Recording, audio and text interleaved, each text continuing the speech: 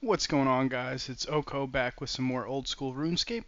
Today we're going over the new and updated Duke Sucellus guide. So this is my Duke setup. I have basically not best in slot, but you want to bring your best slash gear with good strength bonus. This is the wikis page as what they recommend for gear. A BGS, Bandos Godsword for defense reduction, Light Bearer to restore spec energy when you're running for resources, so any high healing food will do, some super restores, Divine super combats or regular super combats, Death runes for death charge to restore your special attack energy, Book of the Dead for thralls is optional, but I like to bring it. It works well on the Arceus spellbook with death charge. Teleports home, Dragon Pickaxe for gathering resources, any pickaxe will do. Ring of Shadows, which lets you teleport directly to the boss. If not, you can just go with Icy Basalt if you don't have it yet. And a Rune Pouch filled with runes for Death Charge and Death Thralls. So we're going to go there with the Gorok Dungeon Teleport from the Ring of Shadows. Run over to the Duke. This is the entrance to Duke Sucellus, who is right over here. And the main difference today, they made a big update where instead of having to gather the resources for every single kill, you can gather the resources for multiple kills depending on your herblore level at the same time. You can get up to 4 inventories worth of stuff at the same time with 82 herblore, 4+, so we're going to go ahead and try that out. I have these tiles marked here to avoid the freezing attack, which hits for a lot of damage. That's a good tip to avoid those when you're grabbing these.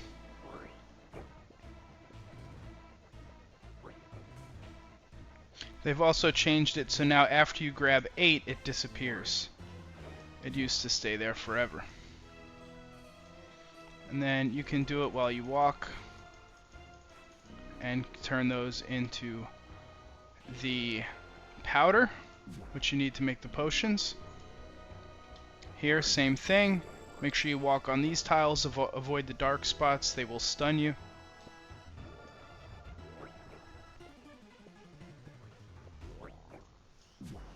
And run back along the marked tiles.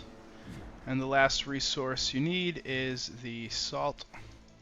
Avoid these tiles in the middle. They erupt in smoke. You don't want to be within that 3x3 tile radius.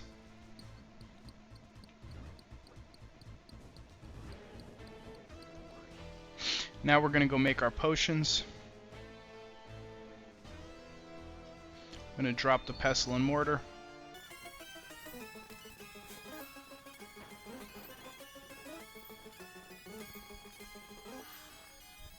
Okay, so with 82 herblore, we are able to get a total of 8 Ardor Musca potions, which should be enough for 4 kills. So once you've got all 8 potions ready, you're going to want to prepare for the fight.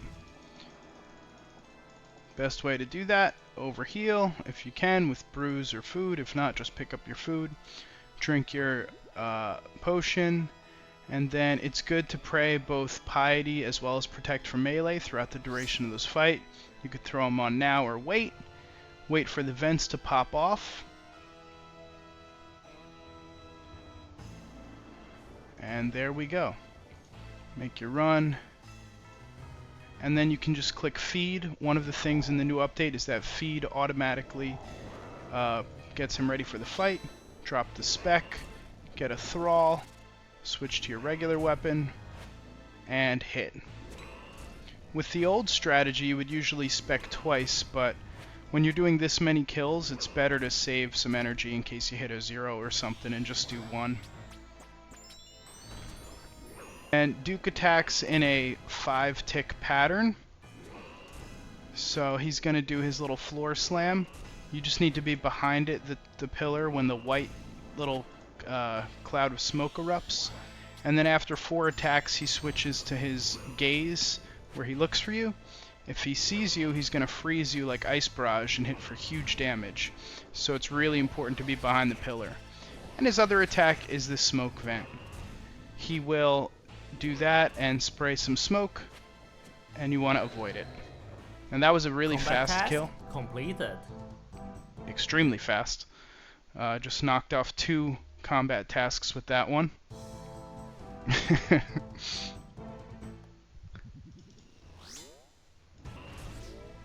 As the Duke gets lower HP, he will switch to an enraged phase, where he starts to do multiple vents and speed up his attacks. He goes from a 5-tick attack cycle down to 4-tick, and also he does the vent attack sooner after each gaze. So it's not too much harder, but it's better to finish him off quick once you're in this phase. Just a few extra tips before we wrap it up. You can also hit there while you run if you're quick.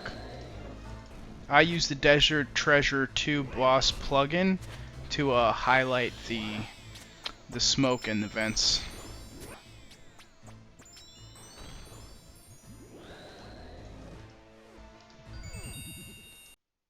The loot always drops right on that tile, and if you hear that ringing noise, that means you're lucky enough to have hit the unique table. They also added in a new mechanic with gold rings to show you how close you are towards getting the vestige made to create the ring. So 2 rings is good for me. That means I just need 1 more drop, and then I'll actually get the vestige. Good luck to all you guys. Go farm some Duke.